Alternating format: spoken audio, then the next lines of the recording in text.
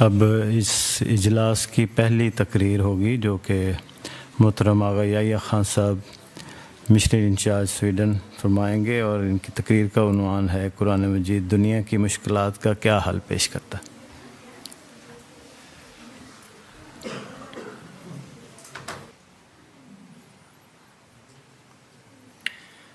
السلام علیکم ورحمۃ اللہ۔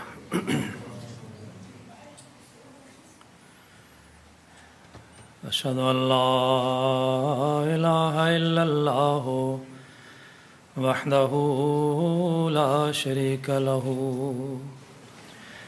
واشہد ان محمدا عبدہ ورسولہ۔ اما بعد فاعوذ باللہ من الشیطان الرجیم۔ بسم اللہ الرحمن الرحیم۔ لقد خلقنا الانسان فی احسن تقویم۔ حضرات گرامی، میرا آج کا موضوع ہے، جیسے کہ آپ نے سن لیا، قرآن مجید دنیا کی مشکلات کا کیا حل پیش کرتا ہے۔ جتنا اہم یہ موضوع ہے اتنا ہی وقت بھی چاہتا ہے کہ اس کو تفصیل کے ساتھ اور وضاحت کے ساتھ بیان کیا جائے۔ جب خاکسار نے اس موضوع پر غور کرنا شروع کیا کہ کس پہلو سے اس کو آپ کے سامنے رکھا جائے، تو محسوس ہوا کہ مشکلات کا حل بتانے سے قبل اس کا پس منظر بتانا بہت ضروری ہے کہ مشکلات پیدا ہی کیوں ہوتی ہیں۔ اس لیے پہلے پس منظر بتانے کے بعد مشکلات کا حل پیش کرتا ہوں۔ سب سے پہلے تو یہ سوال پیدا ہوتا ہے کہ اللہ تعالیٰ نے انسان کو بنایا تو کیا ناقص پیدا کیا؟ آبویسلی اللہ نے انسان کو ناقص نہیں پیدا کیا۔ جو آیت ابھی میں نے آپ کے سامنے تلاوت کی ہے اس کا ترجمہ یہ ہے کہ یقیناً ہم نے، اللہ فرماتا ہے یقیناً ہم نے انسان کو بہترین ارتقائی حالت میں پیدا کیا۔ اس کا مطلب ہے کہ اللہ نے اپنی طرف سے جو تخلیق کی ہے، جو پیدا کیا ہے انسان، اس کو نقائص سے پاک کیا ہے۔ پھر انسان کی سوچ اس طرف جاتی ہے اور اگلا سوال ایک اور اٹھتا ہے کہ کیا ایسی جگہ پر انسان کو رکھ دیا تھا کہ جہاں مشکلات ہی مشکلات ہیں؟ قرآن کریم نے اس کا بھی جواب دیا ہے۔ جیسے کہ اگر انسان سوچتا ہے کہ میں اگر ایک بہت ہی قیمتی گاڑی لے لیتا ہوں، لیکن اس گاڑی کو چلانے کے لیے سڑکیں نہیں ہیں، اس کو چلانے کے لیے وہ ماحول میسر نہیں جس کے اوپر اس نے چلنا، اگر اس نے ریت میں یا کھڈوں میں یا پہاڑوں میں، تو کیسے چلاؤں گا اس کو، چاہے جتنی مرضی قیمتی گاڑی ہو۔ تو اللہ تعالیٰ نے ہمیں اس سوال کا بھی جواب دیا ہے قرآن کریم میں کہ کیا انسان کو پیدا کر کے ایسی جگہ پہ چھوڑ دیا کہ جو اس کی اچھی زندگی گزارنے کی سہولتیں میسر نہ تھیں۔ اللہ فرماتا ہے کہ وَقُلْنَا يَا آدَمُ اسْكُنْ أَنْتَ وَزَوْجُكَ الْجَنَّةَ وَكُلَا مِنْهَا رَغَدًا حَيْثُ شِئْتُمَا۔ ایسی تسکین کی جنت میں آدم کو رکھ دیا اور کہہ دیا کہ با فراغت کھاؤ۔ ہم نے کہا کہ اے آدم، تو اور تیری زوجہ جنت میں سکونت اختیار کرو اور تم دونوں اس میں جہاں سے چاہو با فراغت کھاؤ۔ اب دو باتیں محسوس ہو گئیں۔ اللہ نے انسان کو احسن تقویم پیدا کی، انسان کو اللہ تعالیٰ نے وہ ماحول دیا کہ جس میں وہ اپنی لائف کو خوب انجوائے کر سکتا ہے۔ اللہ تعالیٰ فرماتا ہے ان لک الا تجوع فیہا ولا تعری، تیرے لیے مقدر ہے، انسان کو، آدم کو کہتا ہے تیرے لیے مقدر ہے کہ نہ تو اس میں بھوکا رہے اور نہ ننگا رہے۔ فرماتا ہے وَإِنَّكَ لَا تَظْمَأُ فِيهَا وَلَا تَضْحَىٰ، اور یہ بھی کہ نہ تو اس میں پیاسا رہے اور نہ دھوپ میں جلے۔ لباس کا کوئی مسئلہ نہیں، رہائش کا کوئی مسئلہ نہیں، بھوکا ننگا نہیں ہے، سردی گرمی کا مسئلہ نہیں، نہ پیاسا ہے نہ دھوپ میں رہے گا۔ کیسی پرفیکٹ جنت اللہ تعالیٰ نے پرووائڈ کر دی اس اپنی تخلیق کو جس کو احسن تقویم کہتا ہے۔ تو مشکلات کہاں سے آئیں؟ اللہ تو کہتا ہے سب کچھ میں نے تمہیں دیا ہے۔ اس سے ثابت یہ ہوا کہ اللہ تعالیٰ نے بہترین حالت میں پیدا کیا اور تمام حالات بھی ایسے پیدا فرمائے کہ اس بہترین زندگی کو انجوائے کر سکتے ہیں، اور ساتھ ہی گارنٹی بھی دے دی ہے۔ اب انسان اگر اللہ کے کہنے کے مطابق چلتا، اللہ کے کہنے کے مطابق چلتا تو مشکلات کا شکار نہ ہوتا۔ قانون توڑو گے تو مسائل تو آئیں گے۔ اللہ فرماتا ہے فَقُلْنَا يَا آدَمُ إِنَّ هَذَا عَدُوٌّ لَكَ وَلِزَوْجِكَ فَلَا يُخْرِجَنَّكُمَا مِنَ الْجَنَّةِ فَتَشْقَىٰ۔ بس ہم نے کہا کہ اے آدم، یقیناً یہ تیرا اور تیری بیوی کا دشمن ہے، یہ شیطان جو تمہیں قانون توڑنے کا کہہ رہا ہے۔ اللہ کہتا ہے نہ جانا اس درخت کے پاس، وہ شیطان کہتا ہے چلے جاؤ کچھ نہیں ہوتا۔ اللہ کہتا ہے کہ یہ جو تمہیں قانون توڑنے کا کہہ رہا ہے یہ تمہارا دشمن ہے، تمہارا اور تمہاری بیوی کا دشمن ہے، بس ہرگز تم دونوں کو جنت سے نکال نہ دے، ورنہ تو بد نصیب ہو جائے گا۔ اگر خدائی قوانین کی خلاف ورزی کی تو مسائل کا شکار تو ہوگا۔ وَعَصَىٰ آدَمُ رَبَّهُ فَغَوَىٰ، اور آدم نے کیا کیا؟ اپنے رب کی نافرمانی کی اور راہ سے بھٹک گیا۔ نتیجہ کیا نکلا؟ اللہ فرماتا ہے قرآن کریم میں قَالَ اهْبِطَا مِنْهَا، ساری باتیں قرآن کریم سے بیان کر رہا ہوں۔ ابھی تک جتنی بات کی ہے ایک ایک بات کی سپورٹ آیت قرآنی سے پیش کر رہا ہوں۔ اللہ فرماتا ہے قَالَ اهْبِطَا مِنْهَا جَمِيعًا بَعْضُكُمْ لِبَعْضٍ عَدُوٌّ، اس نے کہا کہ تم دونوں سب ساتھیوں سمیت اس میں سے نکل جاؤ۔ قانون توڑ دیا ہے، اب چھٹی کرو، نکل جاؤ اس جنت میں سے، اور اس حال میں کہ تم میں سے بعض کے دشمن ہو چکے ہیں۔ ابھی میں صرف پس منظر بیان کر رہا ہوں۔ قانون کی پابندی کرتے تو سکون میں رہتے ہیں۔ اللہ نے کہا ہے میں نے تمہیں بہترین پیدا کیا ہے، اللہ نے کہا میں نے تمہیں انوائرمنٹ بہترین دیا ہے، نہ بھوکے رہو گے، نہ سردی نہ گرمی نہ ننگے، کچھ بھی نہیں، مسئلہ ہی نہیں ہے، جنت ہی جنت ہے۔ بس قانون کو فالو کرنا، الہی قانون کو فالو کرنا۔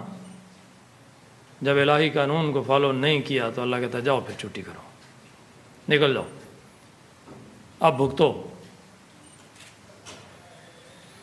ہم دنیا میں بھی دیکھتے ہیں کہ ملکی قوانین ہوتے ہیں، اگر ہم ان کو مانتے جائیں تو سکون سے رہتے ہیں، بڑی باعزت زندگی گزارتے ہیں۔ یہاں پہ سویڈن میں رہنے والے لوگ جو شرفاء ہیں، جو قوانین کی پابندی کرتے ہیں، بڑے اچھے زندگی گزار رہے ہوتے ہیں۔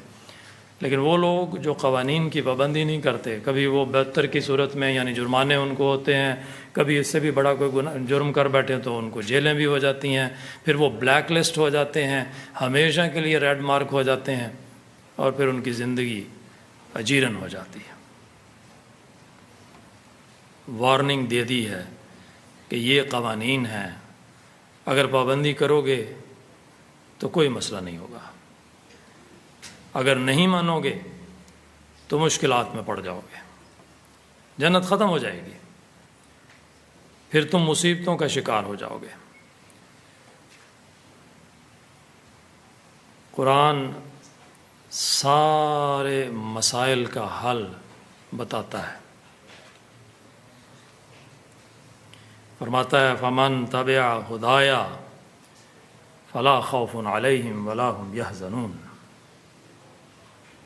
جنہوں نے میری ہدایت کی پیروی کی ان پر کوئی خوف نہ ہوگا، جنہوں نے میری ہدایت کی پیروی کی ان پر کوئی خوف نہیں ہوگا اور نہ ہی وہ کوئی غم کریں گے۔ سیدنا حضرت مسیح موعود علیہ الصلاۃ والسلام فرماتے ہیں، قرآن کریم جو کہ میرا موضوع ہے، مشکلات کا حل پیش کرتا ہے۔ اللہ قرآن کے ذریعے ہمیں تمام دنیا کے مشکلات کا حل پیش کرتا ہے۔ فرماتے ہیں سیدنا حضرت مسیح موعود علیہ الصلاۃ والسلام فرماتے ہیں، اس کے فیوز اور برکات کا در ہمیشہ جاری ہے، اور وہ ہر زمانے میں اسی طرح نمایاں اور درخشاں ہے جیسے حضرت صلی اللہ علیہ وآلہ وسلم کے وقت میں تھا۔ اللہ تعالیٰ فرماتا ہے وَمَنْ عَارَضَ عَنْ ذِكْرِي فَإِنَّ لَهُ مَعِيشَةً ضَنْكًا، جو میری یاد سے اعراض کرے گا، میرے بتائے ہوئے قواعد اور قانون اور راہوں سے ہٹے گا، یقیناً اس کے لیے تنگی کی زندگی ہوگی، مصیبتوں میں پھنس جائے گا، مشکلات کا شکار ہو جائے گا۔ حضرت اقدس مسیح موعود علیہ السلام کا ایک اور چھوٹا سا اقتباس سنیے، فرماتے ہیں کہ یہ سچ ہے کہ اکثر مسلمانوں نے قرآن شریف کو چھوڑ دیا ہے، لیکن پھر بھی قرآن شریف کے انوار و برکات اور اس کی تاثیرات ہمیشہ زندہ اور تازہ بتازہ ہیں۔ چنانچہ میں اس وقت اس ثبوت کے لیے بھیجا گیا ہوں، یہ پوائنٹ، یہ نقطہ ذرا ذہن میں رکھنا ہے، کیونکہ آگے میں ایک اور پوائنٹ بیان کروں گا جو اس سے ریلیٹڈ ہے۔ فرماتے ہیں میں اس وقت اس ثبوت کے لیے بھیجا گیا ہوں، اور اللہ تعالیٰ ہمیشہ اپنے وقت پر اپنے بندوں کو اپنی حمایت اور تائید کے لیے بھیجتا رہا ہے، کیونکہ اس نے وعدہ فرمایا ہے، اللہ تعالیٰ نے، کیونکہ اس نے وعدہ فرمایا تھا کہ انا نحن نزلنا الذکر و انا لہ لحافظون، یعنی بے شک ہم نے اس ذکر یعنی قرآن شریف کو نازل کیا اور ہم ہی اس کے محافظ ہیں۔ جب یہ سیدنا حضرت مسیح موعود علیہ الصلوۃ والسلام بتا رہے ہیں کہ یہ اگر ان دوسرے تمام مسلمانوں کی جو بھی کسی بھی اسلام کے فرقے سے تعلق رکھتا ہے ان کے لیے بھی یہ اسی طرح کی نصیحت ہے، تو ہمارے لیے جو ہم اس وقت کے امام کو ماننے والے ہیں، ہمارے لیے تو یہ خاص طور پہ اور بھی زیادہ بڑھ کر ذمہ داری بنتی ہے۔ ایسے لوگوں کے لیے جو قرآن پر عمل نہیں کرتے، قرآن یعنی خدا کی شریعت اور خدا کے قانون کو اپنی زندگیوں پہ لاگو نہیں کرتے۔ قرآن کریم میں آیا ہے ایسے لوگوں کے بارے میں، وقال الرسول یا رب ان قوم اتخذوا ھذا القرآن مہجورا، رسول کہے گا، سن لیا نا ابھی آپ نے، ایک رسول نے کہا، ابھی جو میں نے اقتباس پڑھا ہے، رسول کہے گا کہ اے میرے رب، یقیناً میری قوم نے اس قرآن کو متروک کر چھوڑا۔ بس احمدیوں کو ہمیشہ فکر کرنی چاہیے، کیونکہ ماحول کا بھی اثر تو ہو ہی جاتا ہے۔ سیدنا حضرت مسیح موعود علیہ الصلوۃ والسلام کا ایک اور اقتباس سنیے، فرماتے ہیں قرآن کو چھوڑ کر کامیابی ایک ناممکن اور محال امر ہے، ناممکن، امپاسبل۔ قرآن کو چھوڑو گے تو نہیں کامیاب ہو سکتے، جو مرضی کر لو، جتنی مرضی آرگنائزیشنز بنا لو، جتنے مرضی قانون پاس کر لو، اگر قرآن کو چھوڑو گے تو کامیابی محال ہے، ناممکن ہے۔ اور ایسی کامیابی ایک خیالی امر ہے جس کی تلاش میں یہ لوگ لگے ہوئے ہیں۔ اپنے ارد گرد اس پس منظر کو سنتے ساتھ اپنے ذہن میں رکھیں کہ جو اس وقت ہم یورپ میں جو بیٹھے ہیں، یورپ کے ممالک میں جو مختلف قسم کی جو حالات چل رہے ہیں، حضور نے کہہ دیا کہ یہ نہیں ہوگا، اور اس زمانے کے رسول اور نبی نے اگر کہہ دیا ہے تو پھر وہی ہوگا جو انہوں نے کہا ہے۔ اگر کوئی یہ سوچے کہ مال میں سکون ہے، زندگی بڑے آرام سے گزر سکتی ہے، ہم ہر کامیابی حاصل کر سکتے ہیں، تمام مشکلات سے چھٹکارا پا سکتے ہیں ہمارے پاس مال ہو، تو یہ بھی بہت بڑی غلط فہمی ہے۔ ہم دیکھتے ہیں، بڑی اچھی طرح ہم جانتے ہیں کہ بڑی بڑی مالدار قومیں اور بڑے بڑے مالدار افراد آخر خودکشیاں کیوں کرتے ہیں؟ اگر مال ہی سب سے بڑی سلوشن تھی تو پھر خودکشیاں کیوں کرتے ہیں؟ تو کامیابی کے لیے یہ ایک سوچ بھی رکھ لینا کہ ہم چونکہ امراء ہیں یا ہمارے پاس اموال ہیں تو ہمیں مشکلات نہیں آئیں گی یا ہم ان سے چھٹکارا پا لیں گے، یہ درست بات نہیں ہے۔ کسی صورت بھی چھٹکارا نہیں ہوگا، چاہے دنیا کے کسی بھی سہارے کو پکڑنے کی کوشش کرو، اگر خدا کے کلام سے، خدا کے قرآن سے جنگ کرو گے تو نہیں امن میں رہو گے، نہیں بچو گے، چاہے وہ انڈیویجول لائف ہو، چاہے وہ نیشنز کی پرابلمز ہوں۔ سیدنا حضرت مسیح موعود علیہ السلام فرماتے ہیں، حضرت توجہ سے یہ اقتباس سنیے گا، فرماتے ہیں کیا تم خیال کرتے ہو کہ تم امن میں رہو گے؟ ان یورپ کے لوگوں کو سنا دیں، اس زمانے کے مسیح نے یہ فرمایا ہے، کیا تم خیال کرتے ہو کہ تم امن میں رہو گے؟ یا تم اپنی تدبیروں سے اپنے تئیں بچا سکتے ہو؟ ہرگز نہیں، انسانی کاموں کا اس دن خاتمہ ہوگا۔ اے یورپ تو بھی امن میں نہیں، اور اے ایشیا تو بھی محفوظ نہیں، اور اے جزائر کے رہنے والوں کوئی مصنوعی خدا تمہاری مدد نہیں کرے گا۔ میں شہروں کو گرتے دیکھتا ہوں اور آبادیوں کو ویران پاتا ہوں، وہ واحد و یگانہ ایک مدت تک خاموش رہا، اس کی آنکھوں کے سامنے مکروہ کام کیے گئے۔ دیکھ رہے ہیں آج کل کیا کچھ ہو رہا ہے؟ نرسری کے بچوں کو غلیظ قسم کی سیکس کی تعلیم دی جا رہی ہے، نرسری کے بچوں کو، جن کو ابھی اپنے رائٹ اور لیفٹ جوتے کا نہیں پتا کہ سیدھا کون سا ہے۔ فرماتے ہیں اس کی آنکھوں کے سامنے مکروہ کام کیے گئے، وہ چپ رہا، مگر اب وہ ہیبت کے ساتھ اپنا چہرہ دکھلائے گا۔ جس کے کان سننے کے ہوں سنو۔ حضرات گرامی، بہت سے ایسے سب ٹاپکس ہیں، موضوعات ہیں جن پہ بات کی جا سکتی ہے میرے آج کے موضوع سے متعلق، کہ یہ اس زمانے کی مشکلات ہیں، یہ اس زمانے کی مشکل ہے، یہ اس زمانے کی مصیبت ہے، جن سے دنیا سخت پریشان ہے، اور اللہ نے بہت واضح حل ان کے قرآن میں بیان فرما دیے ہیں۔ جیسا کہ نمبر 1، بلحاظ منصب تمام انبیاء برابر ہیں۔ میں چونکہ وقت کم ہے اس لیے میں ساری تمام ٹاپکس پہ بالکل بھی بات نہیں کروں گا، صرف آپ کو ٹاپک سنا دیتا ہوں کہ یہ مسائل ہیں جو آج کے ہیں، سب جانتے ہیں، اور ان مسائل کا حل قرآن کریم نے اس قدر بہترین بیان کیا ہے کہ انسان دنگ رہ جاتا ہے۔ صرف صرف نام لیتا ہوں ان مصائب کے، ان مشکلات کے۔ بلحاظ منصب تمام انبیاء برابر ہیں۔ نمبر 2، نجات پر کسی ایک مذہب کی اجارہ داری نہیں ہو سکتی۔ اگر یہود کہیں کہ صرف یہود ہی جنت میں جائیں گے، قرآن کہتا ہے کسی ایک مذہب کی اجارہ داری نہیں۔ مذاہب کے مابین ہم آہنگی اور باہمی احترام کا فروغ، انٹر ریلیجس جو ٹالرنس ہے، جس کی ہم اکثر سمپوزیم کرتے رہتے ہیں، مذاہب کا باہمی تعاون نہیں ہے نا، یہ مشکلات ہیں، یہ پرابلمز ہیں جو دنیا میں پیش آ رہی ہیں۔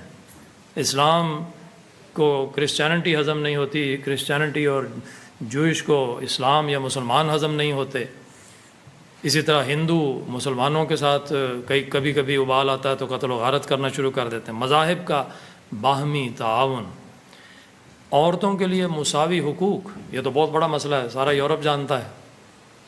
ایکویلٹی، عمر رسیدہ افراد کی دیکھ بھال، یہ جو اولڈ پیپل ہوم کھلے ہوئے ہیں، مسئلے پڑے ہوئے ہیں، کیا کریں ان کا۔ بے مقصد اور فضول مشاغل کی حوصلہ شکنی، آج یورپ بھی چیخنا شروع ہو گیا کہ ہمارے بچوں کے ہاتھوں میں فون ہے، انٹرنیٹ ہے، معلوم نہیں کیا کچھ سارا دن کرتے ہیں۔ بے مقصد اور فضول مشاغل کی حوصلہ شکنی۔ اسلام نسل پرستی کو رد کرتا ہے، ریسزم رد کرتا ہے اسلام۔ غرباء کے لیے خرچ کرنا بہت بڑا مسئلہ ہے دنیا کا، قرآن نے اس مسئلے کو حل کیا ہے۔ شراب نوشی اور جوئے کی ممانعت، قرآن نے اس مسئلے کو حل کیا ہے۔ کیا مذہب کا وفادار مملکت کا غدار ہو سکتا ہے؟ ٹیررزم کی آواز آپ روز سنتے ہیں، اسلام نے، قرآن نے اس مسئلے کو حل کیا ہے۔ بین الاقوامی تعلقات کی بنیاد کامل انصاف پر ہے۔ بین الاقوامی انٹرنیشنل بین الاقوامی تعلقات کی بنیاد کامل انصاف پر ہے۔ لوگوں کے دکھ درد سے ہمیشہ باخبر رہنا، ارد گرد کیا ہو رہا ہے، ہمارے ہمسایوں میں کیا ہو رہا ہے، ان کو کس چیز کی ضرورت ہے، چاہے وہ انفرادی ہو یا نیشنل ہو۔ لوگوں کے دکھ درد سے ہمیشہ باخبر رہنا، آزادی تقریر یا آزادی اظہار رائے، فریڈم آف سپیچ، اترانڈے فری ہیت، سب سے بڑا مسئلہ بنا ہوا ہے۔ مگر وقت کی قلت کی وجہ سے صرف ایک ہی موضوع پر مختصراً بیان کر سکوں گا، جیسے کہ آزادی اظہار یا آزادی رائے یا فریڈم آف سپیچ۔ یہ مسئلہ چونکہ میرے نزدیک بہت اہم ہے، اس لیے میں نے اپنے وقت کی رعایت سے صرف ایک ہی مسئلہ اٹھایا ہے کہ پس منظر بیان کرنے کے بعد اس مسئلے کا حل قرآن نے کیا بیان فرمایا ہے۔ ہمارے نوجوانوں کو بڑی توجہ سے یہ بات سننی چاہیے، کیونکہ آپ کو روزمرہ زندگی میں، اپنے اسکولوں میں، اپنی جابز پہ اس کی ضرورت ہے۔ اگر آپ کو آیات یاد نہ بھی رہیں تو آپ کو موضوع یاد رہے گا کہ فلاں آیت میں یہ بات بیان ہوئی ہے، تو آپ اپنے کولیگز کے ساتھ اس پہ بات کر سکیں گے۔ قرآن آزادی اظہار کے اصولوں کی جس دلیری کے ساتھ حمایت کرتا ہے، اس کی مثال کسی اور نظریاتی نظام و مذہب میں دور دور تک نظر آ ہی نہیں سکتی۔ مثلاً فرماتا ہے، توجہ سے سنیے، وَقَالُوا لَن يَدْخُلَ الْجَنَّةَ إِلَّا مَنْ كَانَ هُودًا أَوْ نَصَارَىٰ تِلْكَ أَمَانِيُّهُمْ قُلْ هَاتُوا بُرْهَانَكُمْ إِن كُنتُمْ صَادِقِينَ۔ اور وہ کہتے ہیں ہرگز جنت میں کوئی داخل نہیں ہوگا سوائے ان کے جو یہودی یا عیسائی ہیں۔ یہ اللہ فرماتا ہے یہ محض ان کی خواہشات ہیں۔ اب آخری حصہ اس آیت کا میرے ساتھ تعلق رکھتا ہے، یعنی میرے موضوع سے تعلق رکھتا ہے۔ اللہ فرماتا ہے تو کہہ دے کہ اپنی کوئی مضبوط دلیل تو لاؤ اگر تم سچے ہو، تمہیں آزادی رائے ہے، بولو، بات کرو، آرگومنٹ لے آؤ۔ اگر ہیں تمہارے پاس آرگومنٹ تو لاؤ۔ اللہ کہتا ہے آؤ، بولو، بولنے کی اجازت ہے۔ بعض دفعہ آزادی رائے کے ایسے غلط معنی لیے جاتے ہیں اور اس کے تصور کو اتنا غلط استعمال کیا جاتا ہے کہ آزادی رائے کا حسین اصول، آزادی رائے کا حسین اصول بے حد بدنما اور بدصورت بن کر رہ جاتا ہے۔ گالی گلوچ، دوسروں کی عزت و آبرو پر حملے اور پاک اور مقدس وجودوں کی توہین، آخر یہ کہاں کی آزادی رائے ہے؟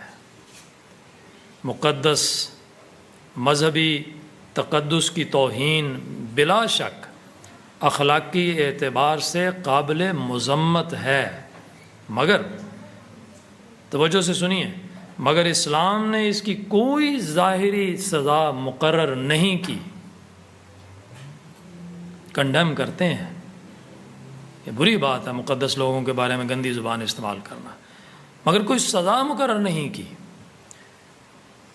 اس دور میں اگرچہ عام طور پر تو یہی خیال کیا جاتا ہے کہ مذہبی توہین کی اسلام نے سزا مقرر کی ہے، لیکن قرآن کریم میں ایک بھی ایسی آیت نہیں جس میں مذہبی توہین کو ایسا جرم قرار دیا گیا ہو جس کی سزا دینا کسی انسان کے اختیار میں ہو.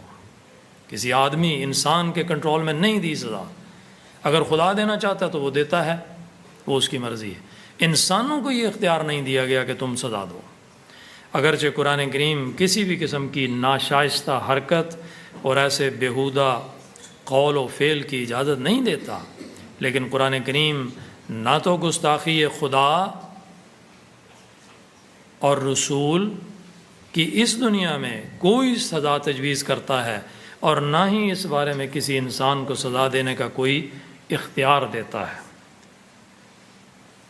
توہین خدا اور توہین رسول دونوں کی سزا اس دنیا میں دینے کا اختیار کسی انسان کو نہیں دیا. مذہبی تقدس کی پامالی کا قرآن کریم میں 5 جگہ پر ذکر آیا ہے. مذہب کی تقدس کی پامالی کی جا رہی ہے. سنیے، فرماتا ہے وَقَدْ نَزَّلَ عَلَيْكُمْ فِي الْكِتَابِ أَنْ إِذَا سَمِعْتُمْ آيَاتَ اللَّهِ يُكْفَرُ بِهَا وَيُسْتَهْزَأُ بِهَا فَلَا تَقْعُدُوا مَعَهُمْ حَتَّى يَخُوضُوا فِي حَدِيثٍ غَيْرِهِ إِنَّكُمْ إِذًا مِثْلُهُمْ إِنَّ اللَّهَ جَامِعُ الْمُنَافِقِينَ وَالْكَافِرِينَ فِي جَهَنَّمَ جَمِيعًا. ترجمہ سنیے، اور یقیناً اس نے تم پر کتاب میں یہ حکم اتارا ہے کہ جب تم سنو کہ اللہ کی آیات کا انکار کیا جا رہا ہے یا ان سے تمسخر کیا جا رہا ہے، مذاق اڑایا جا رہا ہے اللہ کی آیات کا، یا ان سے تمسخر کیا جا رہا ہے، تو ان لوگوں کے پاس نہ بیٹھو، اٹھ جاؤ وہاں سے، رگڑے ہی نہ جاؤ کہیں. اللہ کہتا ہے ان کے پاس سے اٹھ جاؤ، نہ بیٹھو وہاں، یہاں تک کہ وہ اس کے سوا کسی اور بات میں مصروف ہو جائیں. یہ بڑا پرحکمت حکم ہے، وہاں سے اٹھ جاؤ. آپ نے دیکھا جب کوئی کسی جگہ پہ پولیس کی رپورٹ ہو جائے، پولیس کو رپورٹ ہو جائے کہ فلاں جگہ پہ فلاں حرکت ہو رہی ہے، تو وہ نہیں دیکھتے کہ وہاں کون ہے جو وہ حرکت کرنے والا ہے. جو بھی وہاں پہ کھڑے ہوں گے مجمع میں، چاہے وہ 10 بندے ہوں یا 100 بندے ہوں، ان سب پہ بعض دفعہ لاٹھی چارج شروع ہو جاتی ہے. اس میں کسی شریف اور بدماش کو وہ الگ نہیں کرتے، وہ لاٹھی چارج سب کے لیے ہوتا ہے. یا اگر امریکہ کو پتہ چل جاتا ہے پاکستان یا افغانستان کے بارڈر پہ فلان جگہ پہ ٹیررسٹ بیٹھا ہے، وہ ڈرون مارتے ہیں. وہ یہ نہیں دیکھتے کہ یہاں پہ کوئی شریف آدمی بھی رہتا ہوگا یا کوئی بچہ بھی ہوگا. وہ ڈرون پڑتا ہے اس کے اوپر اور شریف آدمی بھی رگڑا جاتا ہے. اس لیے اب یہ تو اللہ تعالیٰ کی آیات کے ساتھ تمسخر ہو رہا ہے. تو اگر خدا کے فرشتے خدا کے حکم سے ان پر عذاب لے کے نازل ہوں تو وہاں شریف آدمی کیوں بیٹھے؟ اللہ فرماتا اٹھ جاؤ وہاں سے، اس مجلس سے نکل جاؤ. لیکن توجہ سے سنیے بات آگے کیا ہے. فرماتا ہے ان کے پاس نہ بیٹھو یہاں تک کہ وہ اس کے سوا کسی اور بات میں مصروف ہو جائیں، پھر کسی اور باتوں میں لگ جائیں، اللہ کی آیات کا تمسخر چھوڑ دیں. ضرور ہے کہ اس صورت میں تم مان ان جیسے ہی ہو جاؤ. یہ وہی بات جو میں نے پنجابی میں کہہ دیا، کہیں تمہیں بھی رگڑا نہ لگ جائے. یہ نہ ہوگا کہیں تم بھی ان میں ہی شمار ہو جاؤ کہ اچھا یہ بھی ٹیررسٹ ہی ہیں. یقیناً اللہ سب منافقوں اور کافروں کو جہنم میں اکٹھا کرنے والا ہے.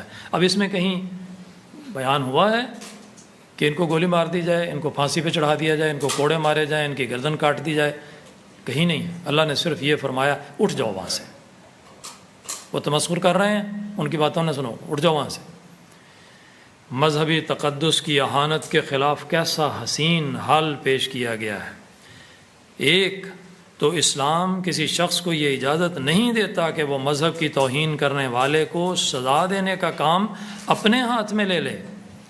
دوسرے، وہ یہ بھی اعلان کرتا ہے، یہ پوائنٹ بڑا غور سے سننے والا ہے، وہ یہ بھی اعلان کرتا ہے کہ ایسی حرکت کے خلاف احتجاج کے طور پر ان لوگوں کی مجلس سے اٹھ کر باہر جانا چاہیے جہاں مذہبی اقدار کا مذاق اڑایا جا رہا ہو۔